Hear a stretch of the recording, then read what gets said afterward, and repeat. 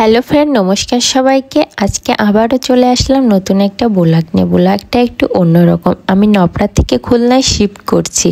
আর বাসা পাল্টানোর যে কাজটা কত ঝামেলার, শুধুমাত্র যারা ভাড়া থাকে আর বাসা চেঞ্জ করতে হয় তারাই জানে। মানে একটা গোছানো সংসারকে ভেঙে চুরে আবারও নতুন করে সাজাতে হয়। কি আর করা, এই ভাঙা গড়ার ভিতর দিয়ে জীবনটা তো চলে, তাই না? আর নিজের বাড়ি না থাকলে যতই আপনি শখের জিনিস বানান, অনেক দামি দামি জিনিস বানান, সেইগুলো আর অতটা ভালো থাকে না। কারণ প্রত্যেকবার তাকে নিয়ে অন্য জায়গায় যাইতে হয়, উঠানামা করতে করতে জিনিসগুলো এক সময় নষ্ট হয়ে যায়। এমনও হয় কত শখের জিনিস নষ্ট হয়ে যায়, বিক্রি করে দিতে হয়। আমার এই বাসাটা ছিল অনেক বড় একটা বাসা, এই জন্য এখানে আমার অনেক জিনিসপত্র আমি করেছিলাম একটু একটু করে। কিন্তু পরবর্তীতে আমি খুলনায় যে বাসাটা নিয়েছি সেটা এই বাসার তুলনামূলক একটু ওই বাসাটা ছোট, এই জন্য আমাকে অনেক জিনিসই বিক্রি করে দিতে হয়েছে। কারণ এই বাসায় রাখার জায়গা নাই। মানে শুধুমাত্র কিছু দরকারি জিনিস রেখে বাকিগুলো আমি বিক্রি করে দিয়েছিলাম। তারপরও আমার মানে এক গাড়ি জিনিস হয়েছে, মানে এত জিনিস কি আর বলবো। আমি মানুষটা নিজের সংসারটাকে সুন্দরভাবে গুছিয়ে গাছিয়ে রাখতে খুবই পছন্দ করি।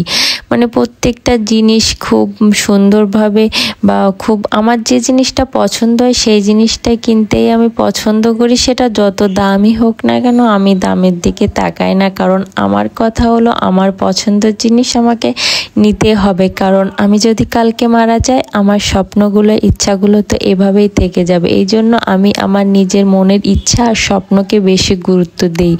মানে টাকা খরচ হবে এইটা দেখে বা ভেবে আমি বসে থাকি না। তারপরও কি জানেন, একটা শখ আছে বা একটা স্বপ্ন আছে, নিজের একদিন একটা বাড়ি হবে। সেই বাড়িটাতে নিজের মনের মতো করে সাজাবো। পাহাড়ের নিচে নদীর ধারে ছোট্ট একটা বাড়ি হবে আমার। ভগবানের আশীর্বাদে হয়তো বা সেই স্বপ্নটা কিছু বছরের ভিতরই পূর্ণ হবে। কিন্তু সেটা তো আর একদিনে সম্ভব না। একটু একটু করে স্বপ্নগুলো যেভাবে বুনতে হয়, হয়তো বা একটা বাড়ি করতে গেলে একটা ইটের পর আর একটা ইট রাখতে গেলেও অনেক পরিশ্রম, অনেক সময়েরও ব্যাপার থাকে। ভগবান পাশে থাকলে অবশ্যই সেটাও সম্ভব হবে। ইচ্ছা আছে নিজের একটা অনেক সুন্দর বাড়ি করবো, একেবারে রাজপ্রাসাদের মতো। আমার না এই যুগের যে বাড়িঘর এইগুলো পছন্দ হয় না, আধুনিক বাড়ি পছন্দ হয় না, আমার রাজকীয় বাড়ি পছন্দ হয়। আগের কালে রাজাদের যেমন বাড়ি ছিল না, বাড়ির সামনেটা দেখলে একটা রাজকীয় ভাব লাগে, ঠিক ওরকম একটা বাড়ি আমার পছন্দ। আমারও ইচ্ছা আছে আমি ওরকম একটাই বাড়ি করব, রাজকীয়। তার সামনে দিকেও হেঁটে গেলেও একবার হলেও ওই বাড়িটার দিকে তাকাবে, ঘুরে দেখবে যে না, এটা একটা বাড়ি। আসলে আমার এরকমটাই পছন্দ।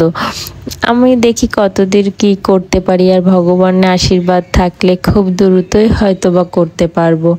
তারপরে কি আর করা, এই যে ভাঙা গড়ার সংসারে না, এখানে কত মায়া জমে যায়, কত স্মৃতি থেকে যায়। তারপরেও এগুলোকে ফেলে চলে যেতে হয়। কারণ কারো জীবন স্থির হয়ে থাকে না, আর কারো মায়ার জন্য জীবনটাকে থামিয়েও রাখা যায় না।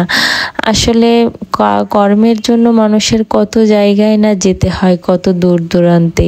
তারপরে আমরা মালটাল গুছিয়ে চলে এসেছিলাম স্টেশনে। যেহেতু আমরা খুলনায় আসবো, আমরা ট্রেনে আসবো, এই জন্য ট্রেনের জন্য অপেক্ষা করছিলাম। বাসে আমি আর আমার মেয়ে একটু সমস্যা হয়, আমার মেয়েও মানে একটু ভয় পায় আর আমার একটু বমি বমি আসে, এই জন্য আমি বাসে বেশি একটা চলাফেরা করি না। তারপরে স্টেশনে বসতে বসতেই ট্রেন চলে আসে, আর আমরা ট্রেনে করে সোজা খুলনায় এসে নামি। আর তারপরে খুলনায় আসতে আসতে আমাদের মাল জিনিসগুলো চলে আসে। আর বারবার নপড়া থেকে আসার সময় মনে পড়ছিল এখানে কত স্মৃতি রেখে গেলাম। তারপরে বাসায় এসে আমরা অনেক ক্লান্ত হয়ে গিয়েছিলাম। ফুড পান্ডা থেকে কাচ্চি ভাইয়ের বিরিয়ানি অর্ডার করে খেয়ে নিলাম। ধন্যবাদ সবাইকে আমার এই সুন্দর ভিডিওটা দেখার জন্য।